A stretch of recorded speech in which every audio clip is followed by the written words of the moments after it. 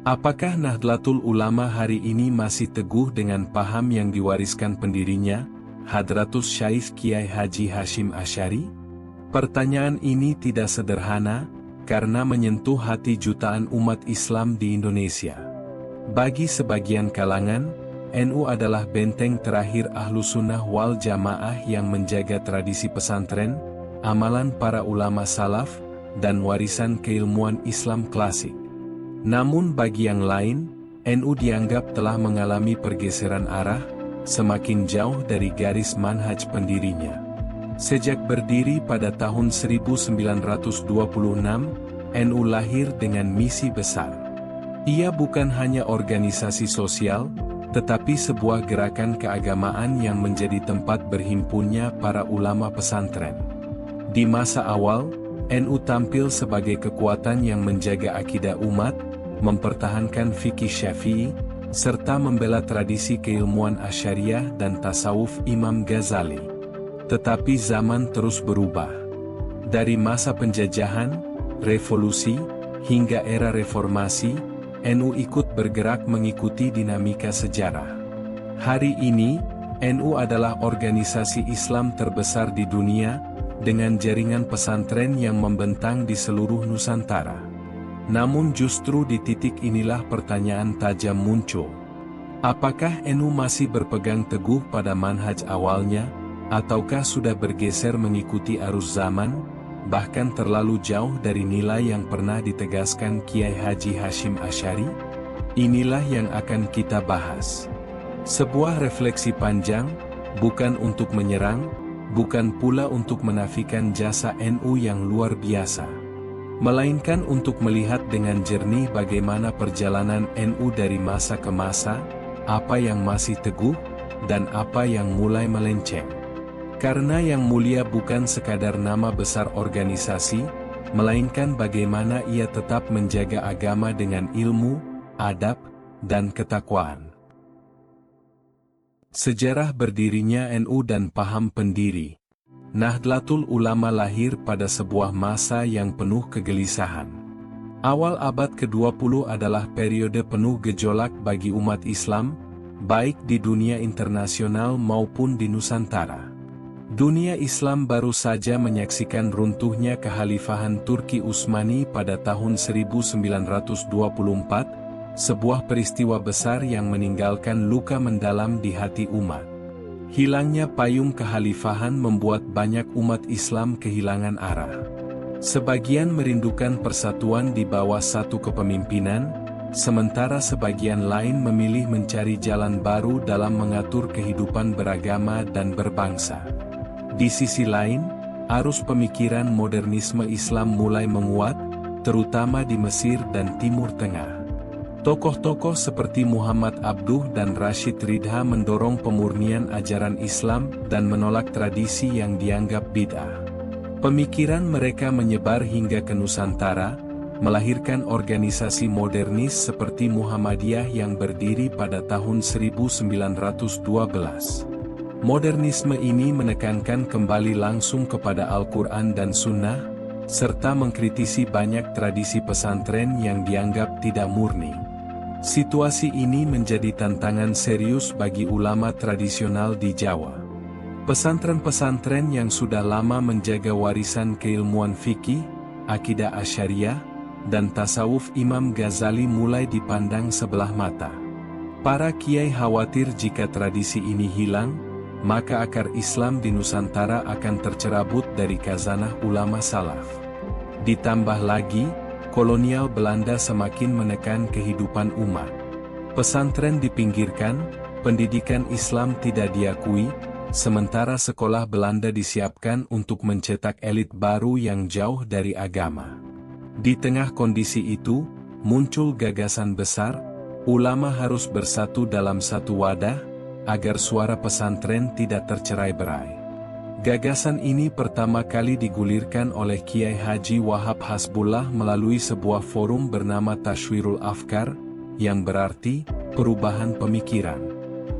Forum ini menjadi tempat diskusi para ulama muda untuk mencari jalan menghadapi tantangan zaman. Dari sinilah, bersama Kiai Haji Hasyim Asy'ari, lahirlah sebuah organisasi yang kemudian diberi nama Nahdlatul Ulama. Kiai Haji Hashim Asy'ari bukanlah sosok sembarangan. Beliau lahir di Jombang pada tahun 1871, tumbuh dalam lingkungan pesantren, dan menuntut ilmu hingga ke Mekah. Di Haramain beliau belajar kepada banyak ulama besar, menguasai fikih Syafi'i, akidah Asy'ariyah, dan tasawuf Imam Junaid al-Baghdadi serta Imam al-Ghazali. Dari perjalanan ilmiah itu, Kiai Haji Hashim Asy'ari memiliki keyakinan bahwa jalan Ahlus Sunnah wal Jamaah adalah pegangan yang harus dijaga. Ketika kembali ke Jawa, beliau mendirikan pesantren Tebu Ireng yang kemudian menjadi pusat pendidikan Islam. Dari sanalah beliau membina generasi santri dan ulama. Pemikiran Kiai Haji Hashim Asy'ari kemudian dirumuskan dalam sebuah pedoman yang dikenal dengan nama Hanun Asasi. Kitab kecil ini menegaskan manhaj NU, dalam akidah mengikuti Imam Abu Hasan al-Asy'ari dan Abu Mansur al-Maturidi, dalam fikih mengikuti mazhab Syafi'i, dan dalam tasawuf mengikuti jalan Imam Junaid al-Baghdadi serta Imam al-Ghazali. Rumusan ini menjadi identitas resmi NU dan membedakannya dari gerakan modernis yang menolak banyak tradisi tasawuf. NU secara resmi berdiri pada tahun 1926 di Surabaya. Pada awalnya, organisasi ini bertujuan sederhana, menjaga tradisi keagamaan pesantren, membela kepentingan umat Islam pribumi di tengah tekanan kolonial, dan memberikan wadah bagi para kiai agar suara mereka terdengar lebih kuat. NU sejak awal memang tidak dimaksudkan sebagai partai politik, melainkan Jamiyah Diniyah Ijtimaiyah, yaitu organisasi keagamaan dan sosial. Namun, meskipun tidak lahir sebagai partai, NU sejak awal terlibat dalam urusan kebangsaan. Hal ini terlihat jelas pada tahun 1945, ketika bangsa Indonesia baru saja memproklamasikan kemerdekaan. Belanda berusaha kembali menjajah dengan membonceng tentara sekutu. Dalam situasi genting itu, Kiai Haji Hashim Asy'ari mengeluarkan fatwa yang kemudian dikenal sebagai resolusi jihad. Fatwa itu mewajibkan umat Islam mempertahankan tanah air dari penjajah, dan menyebut bahwa mati dalam perjuangan melawan kolonial adalah mati syahid. Resolusi jihad ini menjadi api yang membakar semangat perlawanan, terutama di Surabaya. Pertempuran dahsyat pada tanggal 10 November 1945 tidak bisa dilepaskan dari fatwa tersebut. Sejak saat itu, NU dikenal tidak hanya sebagai penjaga tradisi pesantren, tetapi juga sebagai pelindung bangsa dan agama. Paham pendiri NU sangat jelas. Pertama, menjaga akidah Asy'ariyah yang moderat dan menghindari sikap ekstrim. Kedua, mempertahankan fikih Syafi'i yang sudah mendarah daging di Nusantara. Ketiga, melestarikan tasawuf sebagai jalan pembersihan hati. Keempat, menjadikan pesantren sebagai pusat peradaban Islam di Indonesia. Kelima, menjadikan ulama sebagai garda depan dalam memimpin umat. Karena itulah, pada masa awal, NU sangat dihormati. Bukan hanya karena jumlah anggotanya yang besar, tetapi karena ketegasan manhajnya. NU adalah simbol dari Islam tradisional Nusantara, Islam yang akrab dengan budaya lokal, tetapi tetap berakar pada ilmu para ulama salaf. Islam yang tidak menolak modernitas, tetapi juga tidak meninggalkan tradisi. Islam yang tidak keras, tetapi juga tidak lemah dalam menghadapi tantangan. Namun seiring berjalannya waktu, organisasi yang lahir dari semangat menjaga warisan ulama ini menghadapi dinamika yang tidak ringan.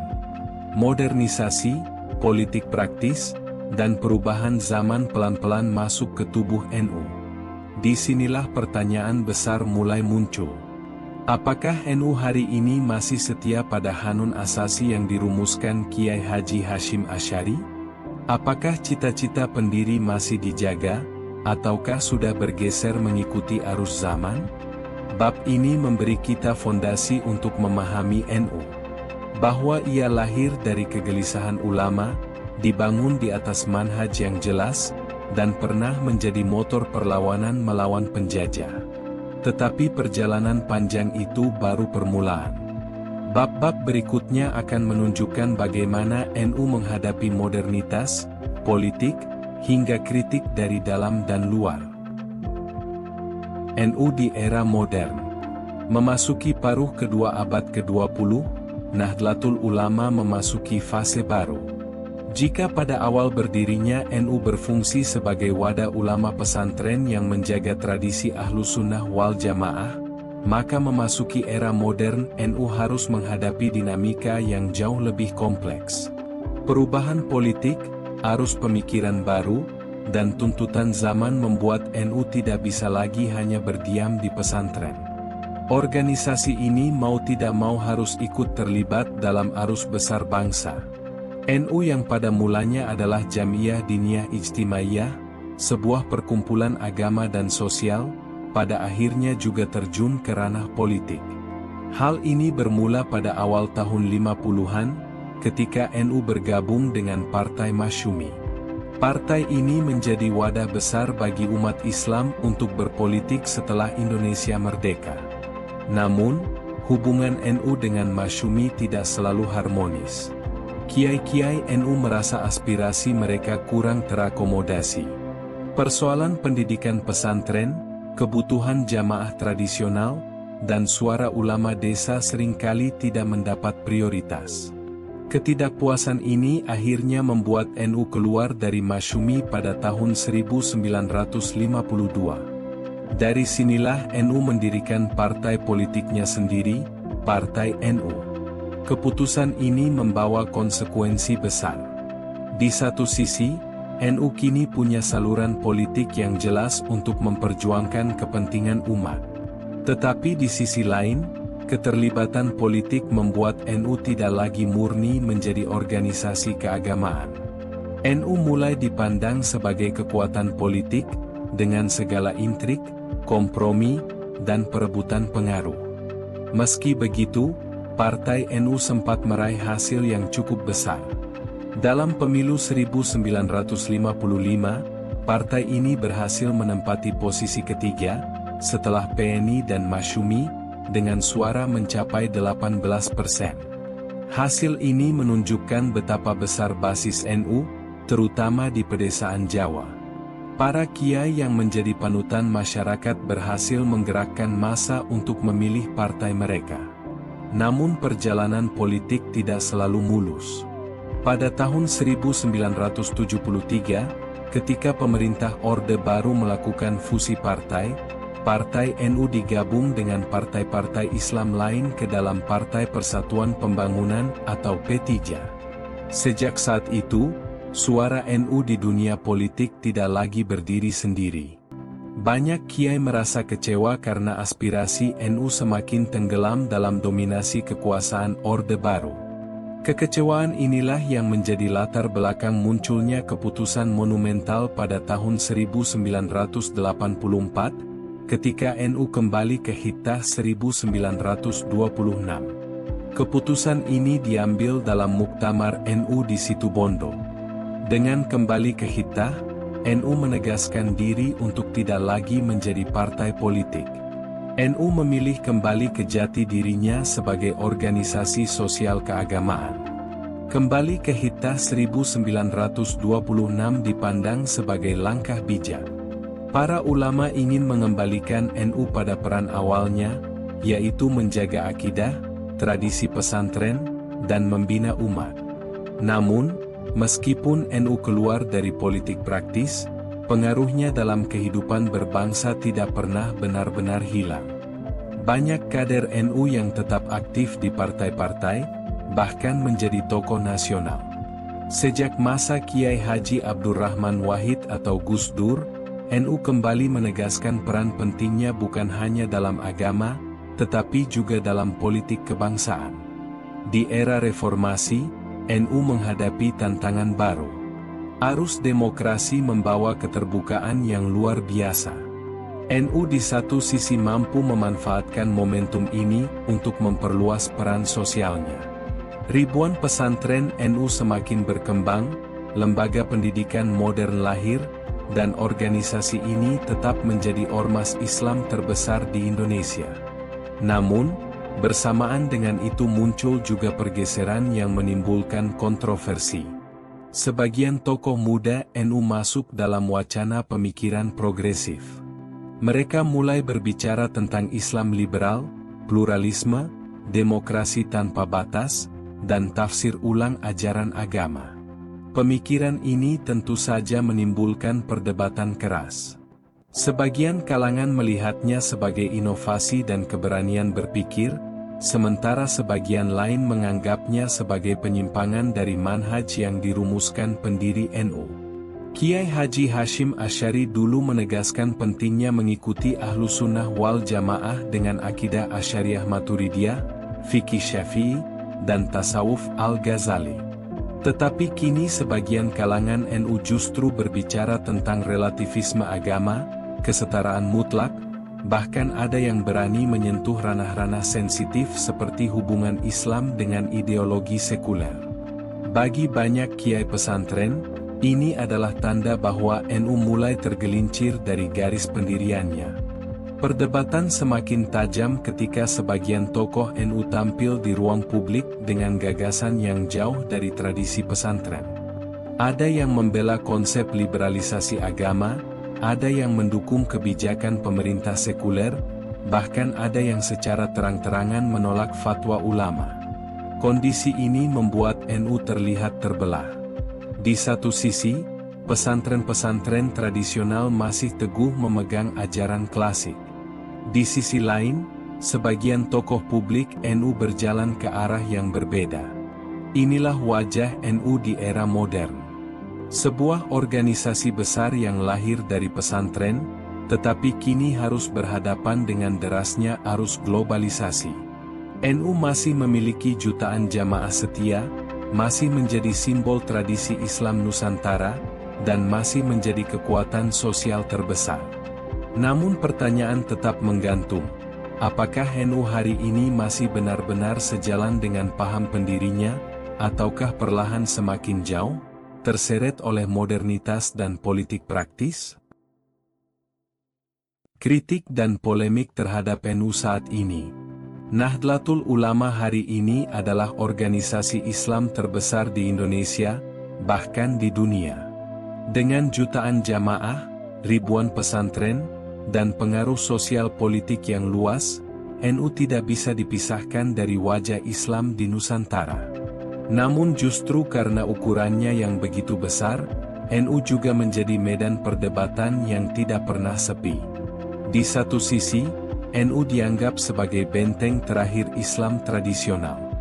Di sisi lain, NU kerap menjadi sasaran kritik, baik dari dalam maupun dari luar. Kritik terhadap NU dapat dikelompokkan menjadi dua.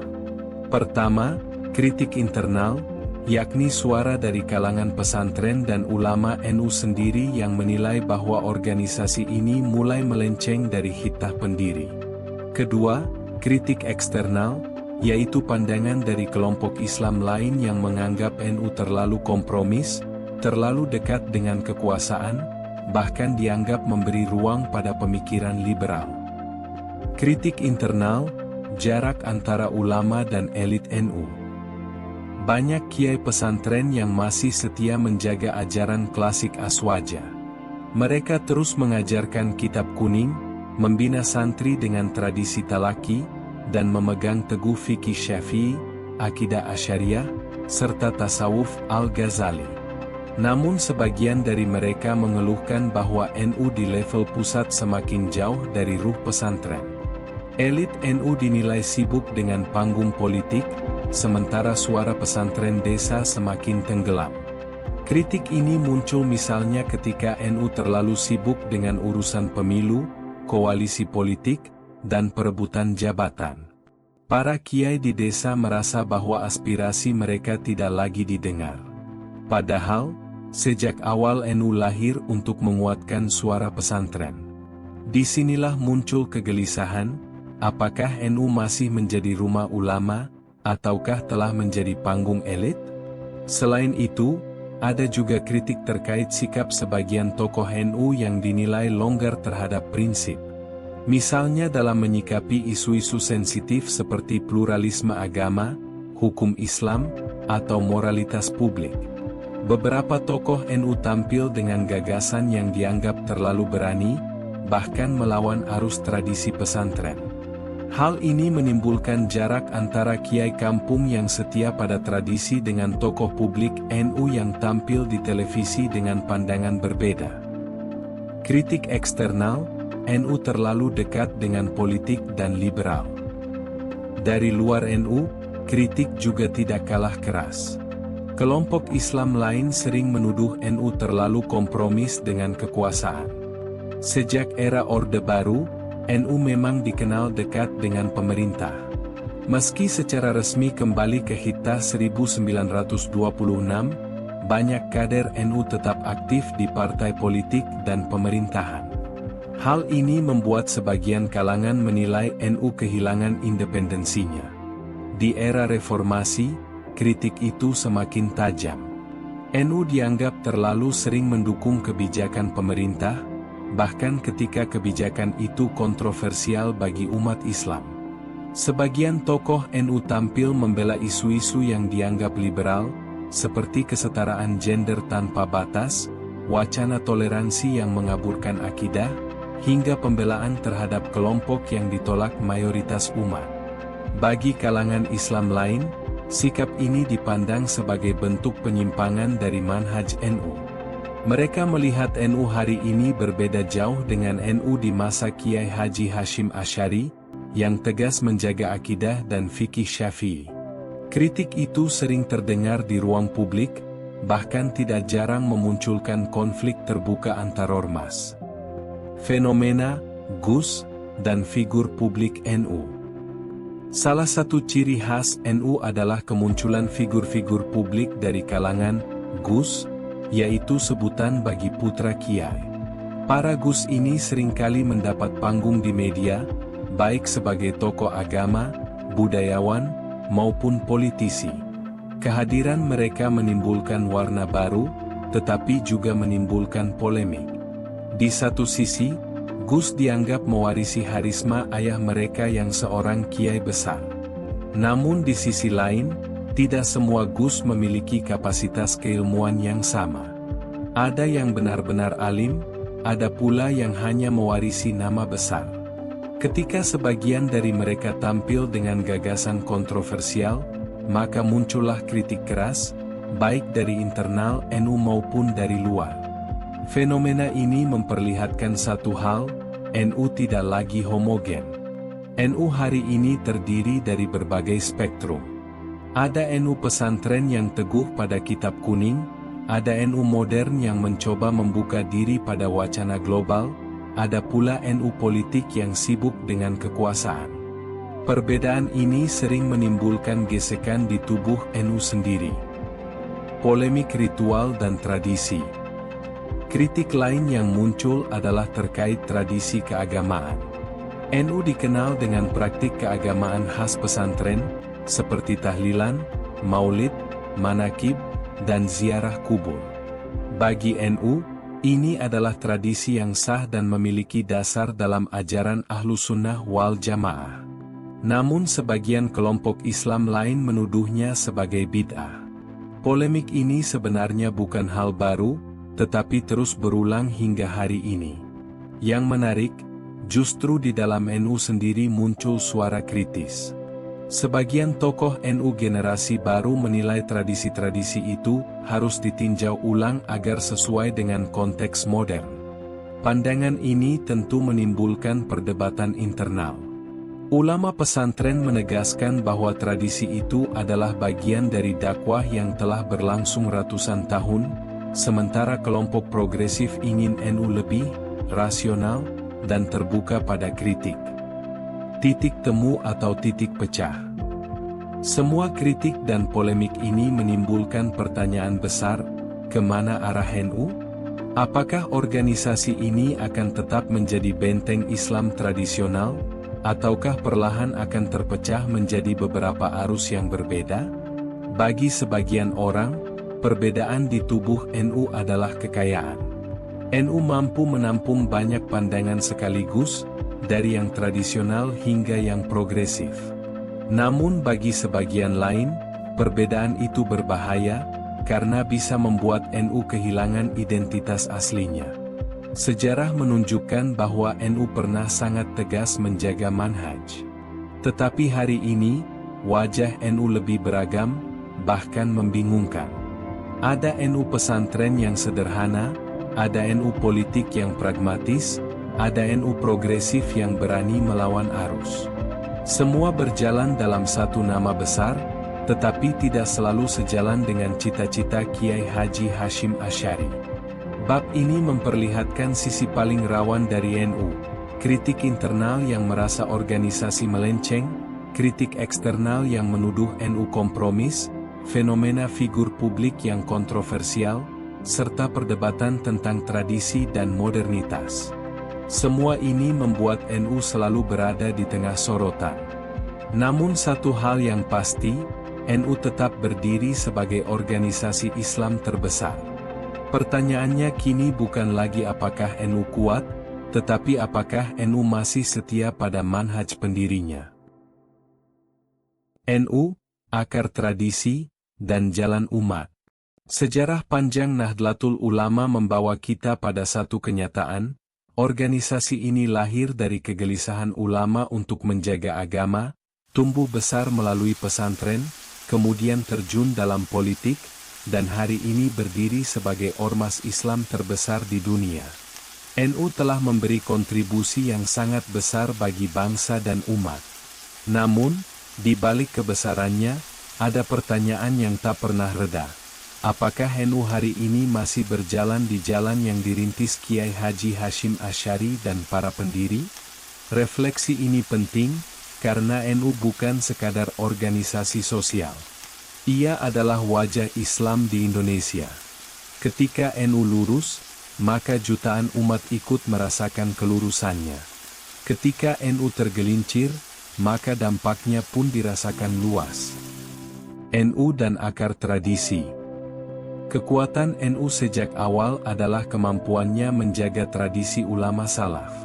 Kitab kuning, pengajian pesantren, tradisi tahlil, maulid, dan ziarah adalah bagian dari kehidupan umat yang dijaga NU. Semua ini bukan sekadar ritual, melainkan jembatan yang menghubungkan umat dengan akar keilmuan klasik. Namun, dalam dunia modern, tradisi seringkali dituduh sebagai beban. Ada kalangan yang ingin NU meninggalkan tradisi agar lebih rasional dan sesuai dengan zaman. Disinilah terjadi tarik-menarik. NU berada di antara menjaga akar dan merespons modernitas. Jika terlalu mempertahankan tradisi, NU dianggap kuno. Jika terlalu terbuka pada modernitas, NU dituduh meninggalkan jati diri. Pertanyaan penting muncul, apakah NU mampu menjaga keseimbangan ini? Sejarah membuktikan, ketika NU teguh menjaga akar tradisi sambil bijak menghadapi perubahan, NU menjadi kuat. Tetapi ketika NU mulai goyah, terombang-ambing antara tradisi dan modernitas, maka ia kehilangan arah. NU dan jalan modernitas. Tidak bisa dipungkiri, zaman terus berubah. Dunia digital, globalisasi, dan demokrasi menuntut ormas sebesar NU untuk ikut beradaptasi. NU hari ini bukan hanya berhadapan dengan persoalan fikih atau tradisi, tetapi juga isu-isu kontemporer seperti hak asasi manusia, kesetaraan gender, lingkungan hidup, hingga hubungan antaragama. Dalam menghadapi isu-isu ini, sebagian tokoh NU tampil dengan gagasan progresif. Mereka ingin agar NU tidak tertinggal, agar Islam tetap relevan di mata generasi muda. Namun seringkali cara yang dipilih justru menimbulkan kontroversi, karena dinilai keluar dari garis aswaja. Refleksi penting di sini adalah bagaimana NU bisa menghadapi modernitas tanpa kehilangan akar. Islam yang diajarkan Kiai Haji Hashim Asy'ari adalah Islam yang akrab dengan tradisi, tetapi tidak menolak kemajuan. Islam yang kuat dengan ilmu, tetapi tidak buta terhadap realitas. Jika NU mampu menghidupkan kembali semangat ini, maka ia akan tetap kokoh. Tetapi jika NU hanya ikut arus zaman tanpa fondasi, maka ia akan rapuh. NU dan jalan politik. Sejak awal, NU bukanlah partai politik. Tetapi sejarah menunjukkan NU tidak pernah bisa sepenuhnya lepas dari politik. Bahkan setelah kembali ke Hitah 1926, banyak kader NU tetap aktif di dunia politik. Sebagian menjadi menteri, anggota parlemen, bahkan presiden. Pertanyaannya adalah, apakah kedekatan NU dengan politik membawa maslahat atau justru mudarat? Jika NU terlalu sibuk dengan politik praktis, maka jamaah di akar rumput bisa merasa ditinggalkan. Tetapi jika NU sama sekali menjauh, maka kepentingan umat bisa terabaikan di panggung kekuasaan. Refleksi yang perlu diambil adalah bagaimana NU bisa menjaga jarak yang sehat. NU harus hadir di ruang politik sebagai kekuatan moral, bukan sekadar perebut kekuasaan. NU harus mampu menegur pemerintah ketika salah, dan mendukung ketika benar. Jika peran ini hilang, maka NU akan kehilangan kepercayaan umat. NU dan jalan umat. Pada akhirnya, NU bukan milik elit. NU adalah milik umat. Kekuatan NU ada di pesantren, di jamaah tahlilan desa, di pengajian ibu-ibu, di santri yang membaca kitab kuning malam hari. Jika NU kehilangan ikatan dengan umat, maka sebesar apapun organisasinya, ia hanya akan menjadi nama kosong. Refleksi terbesar bagi NU adalah kembali ke ruh pendirinya. Kiai Haji Hashim Asy'ari mendirikan NU bukan untuk mencari jabatan, bukan untuk melahirkan elit, melainkan untuk menjaga agama dan umat. Pesan beliau dalam Hanun Asasi masih sangat relevan. Berpeganglah pada akidah Asy'ariyah Maturidiyah, fikih Syafi'i, dan tasawuf Al-Ghazali. Jaga akhlak, pelihara ilmu, dan jangan tergoda oleh dunia. Hari ini, pesan itu terasa semakin jauh. Sebagian tokoh NU sibuk dengan panggung politik, sebagian lain larut dalam wacana liberal, sementara suara pesantren sederhana di desa sering tenggelam. Jika NU ingin tetap besar, maka ia harus kembali mendengar suara umat. Kembali merapat pada pesantren. Kembali menghidupkan manhaj pendiri. Refleksi ini tidak dimaksudkan untuk menyalahkan. Sebaliknya, refleksi ini adalah panggilan agar NU tidak kehilangan arah. NU adalah rumah besar, dan rumah besar ini harus dirawat. Jika tidak, maka dindingnya akan retak, dan umat akan kehilangan tempat bernaung. Bab ini mengingatkan kita bahwa NU berdiri di persimpangan jalan. Jalan pertama adalah jalan kembali ke akar tradisi, menjaga warisan ulama, dan menjadi benteng aswaja.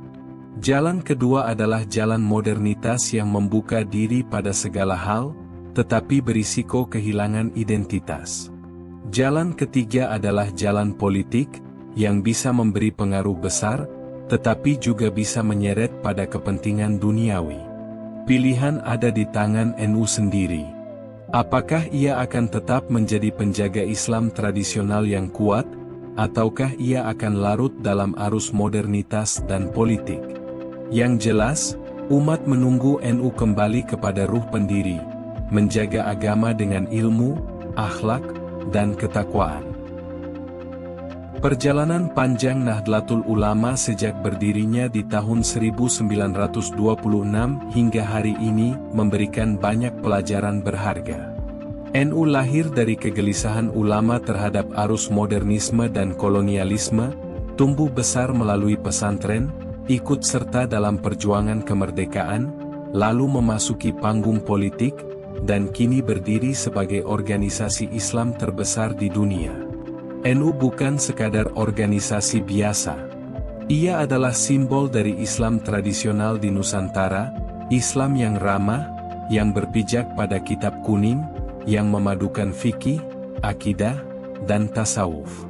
Ia adalah rumah bagi jutaan santri, kiai, dan jamaah yang setiap hari menghidupkan tradisi pengajian, tahlil, maulid, dan ziarah. Tanpa NU, wajah Islam Indonesia tentu tidak akan seperti sekarang. Namun, seiring besarnya pengaruh, muncul pula persoalan. NU menghadapi kritik internal dari kiai dan pesantren yang merasa organisasi ini semakin jauh dari hita. NU juga menghadapi kritik eksternal dari kelompok Islam lain yang menilai NU terlalu dekat dengan kekuasaan, terlalu kompromis, bahkan terlalu longgar terhadap prinsip. Fenomena tokoh publik yang kontroversial, perdebatan tentang tradisi dan modernitas, serta keterlibatan dalam politik praktis membuat NU selalu berada di tengah sorotan. Semua ini menimbulkan satu pertanyaan besar, apakah NU hari ini masih setia pada paham pendiri? Apakah ruh yang ditiupkan Kiai Haji Hashim Asy'ari masih terjaga? Pertanyaan ini bukan untuk menjatuhkan, melainkan untuk mengajak merenung. Karena kemuliaan NU bukan pada besar jumlah anggotanya, bukan pada besarnya panggung politiknya, melainkan pada kemampuannya menjaga agama dengan lurus. Kiai Haji Hashim Asy'ari mendirikan NU agar umat tetap teguh pada akidah Asy'ariyah, fikih Syafi'i, dan tasawuf Al-Ghazali. Beliau ingin agar pesantren menjadi benteng terakhir ilmu dan adab, agar umat tidak tercerabut oleh arus modernisme yang kaku, dan tidak tenggelam dalam penjajahan yang menindas. Hari ini, NU dihadapkan pada tantangan baru. Globalisasi, teknologi digital, demokrasi, dan sekularisme menuntut NU untuk beradaptasi. Tetapi adaptasi tidak boleh berarti kehilangan jati diri. Jika NU hanya ikut arus zaman tanpa fondasi, maka ia akan rapuh. Tetapi jika NU kembali menghidupkan semangat pendiri, maka ia akan tetap kokoh, bahkan lebih relevan dari sebelumnya.